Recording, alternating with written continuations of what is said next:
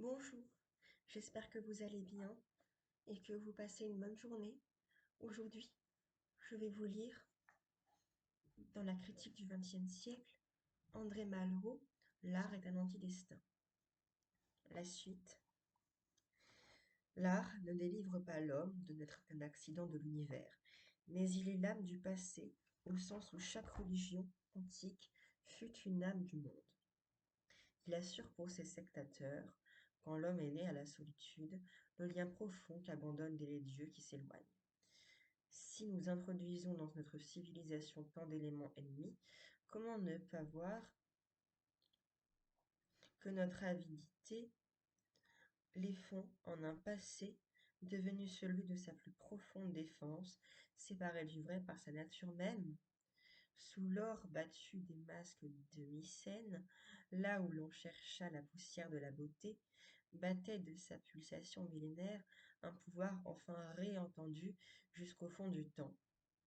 À la petite plume du Cli, au bleu des raisons du Braque, répondu fond les empires le chuchotement des statues qui chantaient au lever du soleil.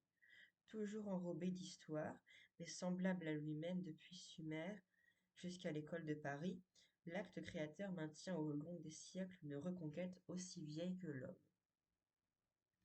Une mosaïque byzantine et un Rubens, un Rembrandt et un Cézanne expriment des maîtrises distinctes, différemment chargées de ce qui fut maîtrisé, mais elles s'unissent aux peintures magdaléniennes dans le langage immémorial de la conquête, non dans un syncrétisme de ce qui fut conquis. La leçon des Bouddhas de Nara ou celle des danses de Morsivaït n'est pas une leçon de bouddhisme ou d'hindouisme, et le musée imaginaire est la suggestion d'un vaste possible projeté par le passé, la révélation de fragments perdus dans l'obsédante plénitude humaine, la révélation, pardon, unie dans la communauté de leur présence invaincue.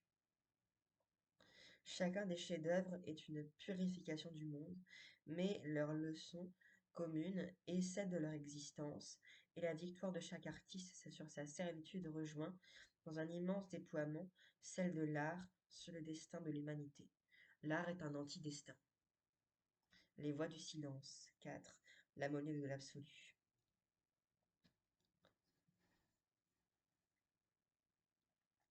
Note.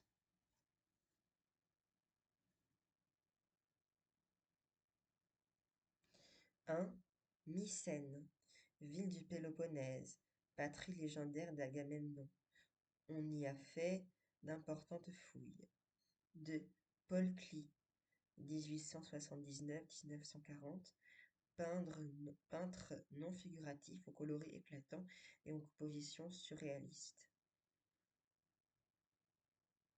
3. Sumer, le peuple sumérien fut le créateur, en Mésopotamie, des plus anciennes civilisations. 4. Peinture magdalénienne. Les grottes de la Madeleine, en Dordogne, ont révélé d'intéressants monuments préhistoriques. 5. Bouddha de Nara, ville d'art du Japon, célèbre par ses temples. 6. Mort Sivaïte. Siva est, dans la trinité hindoue, le principe purificateur, le thérapeute qui détruit pour créer, il a pour symbole le feu. 7.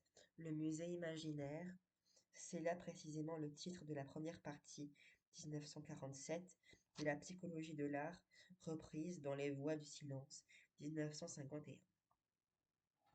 À tous les horizons. Malgré l'attirance des options philosophiques et politiques, la critique contemporaine de la Seconde Guerre mondiale n'en demeurera pas moins fidèle à la tradition des grandes monographies. Molière de Ramon Fernandez, Plaisir à Corneille de J. Schlumberger, Jean-Jacques Rousseau de J.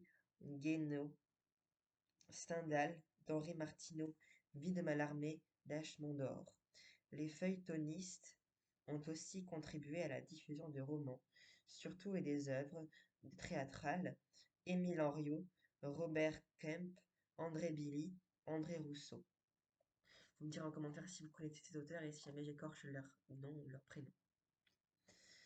Ouvrez leur domaine critique à un public élargi, de plus en plus attiré par cet aspect de la littérature. Auteur notamment de Théâtre des Destins, Pierre-Henri Simon, 1903-1972, aura marqué d'un caractère plus soucieux des problèmes actuels, ses courriers attentivement suivis. Je vous lirai la suite dans 4 jours. Au revoir.